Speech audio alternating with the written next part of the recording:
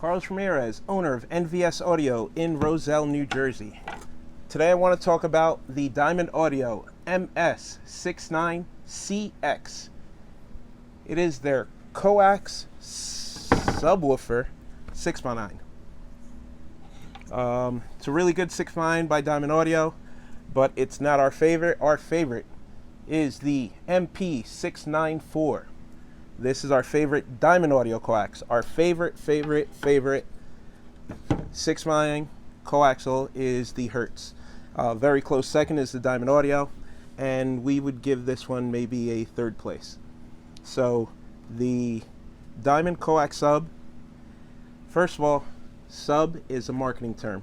I've had a lot of customers order this, install it, and be disappointed because they think it's a subwoofer. It is not. For a chance for it to even be close to a subwoofer, because there are 6-inch subwoofers, but so this in the correct subwoofer configuration would actually have more output than a 6-inch subwoofer of the same voice call diameter. So what in my book, what makes it not a subwoofer is having the tweeter in the middle. So the tweeter in the middle makes it a coax, and then a subwoofer doesn't play voice. So it's a marketing term that they came up with when they call this a subwoofer, because it's not. It's a coaxial speaker that plays pretty low. So that fixes one problem and causes another.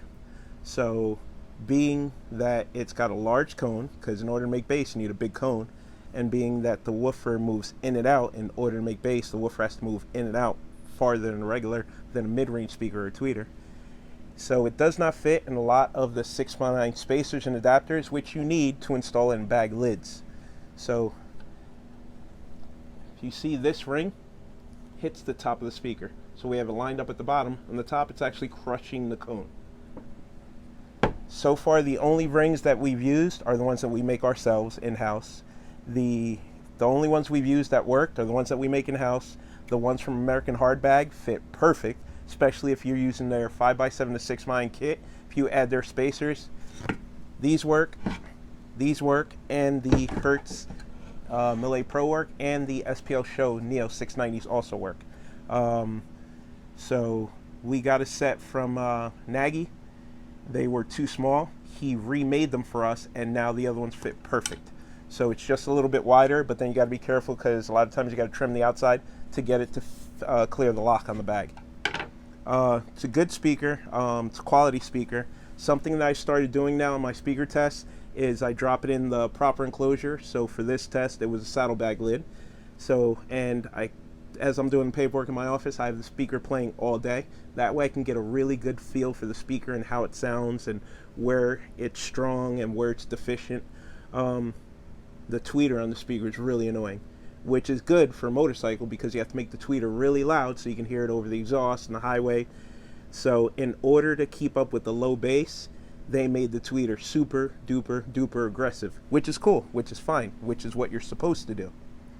But with this speaker, it comes with a 12 decibel per octave crossover, which this one doesn't. So it's a badass crossover that comes with this speaker.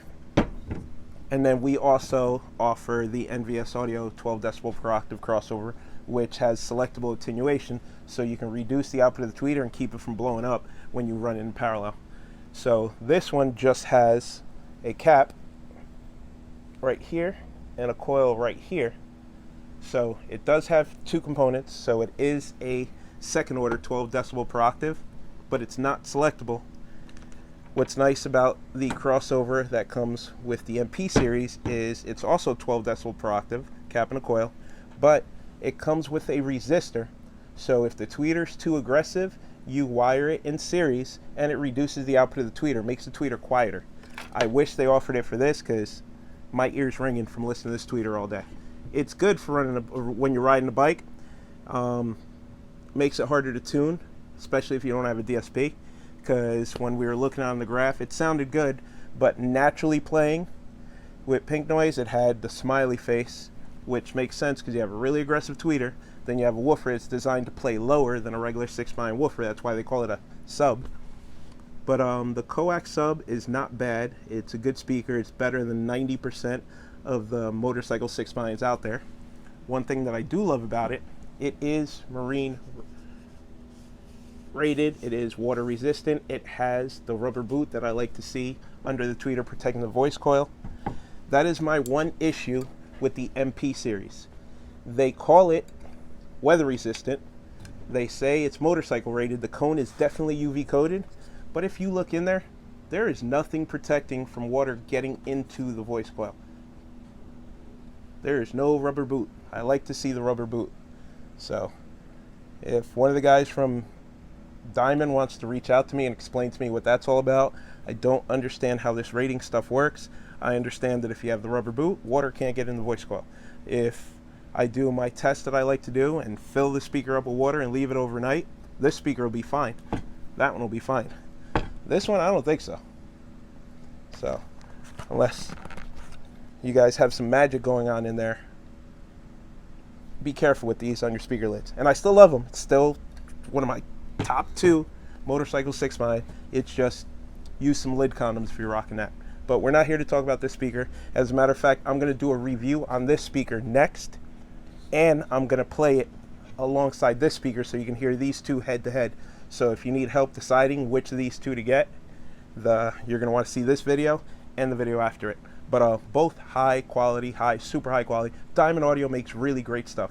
Both really, really great speakers. I actually have them both loaded up in the saddlebag enclosures here in my office. I have them strapped to a Sound Digital 800.4 bridged, so it's getting, each saddlebag's getting 400 watts. 400 watts to this one, 400 watts to this one. No crossover, no DSP. Crossover in the amp is turned off. And I'll tell you tomorrow which one had more bass. But today we're talking about this one, so I'm going to let you hear this one. It's loud, it's clear, it's got mid bass, it's a really good sounding speaker. My only issue with it, don't call it a sub, please don't call it a sub. If you want a sub, you still have to do a mid bass driver or a subwoofer in the bag. This is a really good speaker. Don't let me deter you from buying this speaker, but just know it's not a sub. It does play lower than most 6x. It is definitely weather resistant. It can handle a ton of power.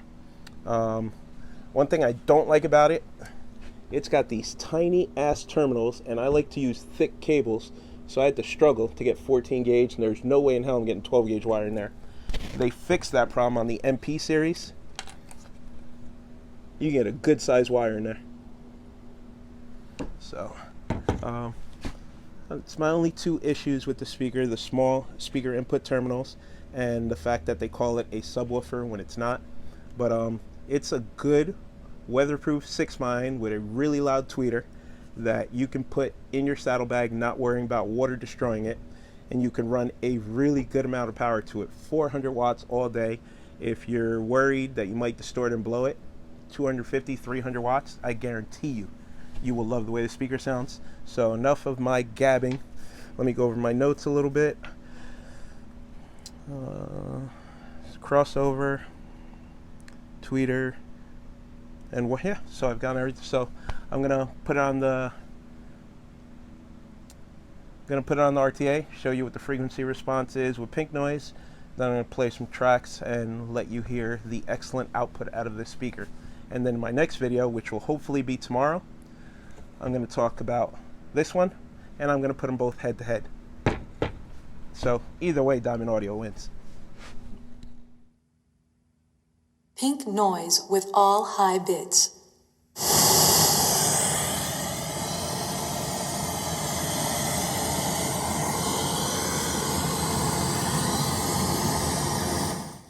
So you can see how aggressive the tweeter is on the high end compared to the rest.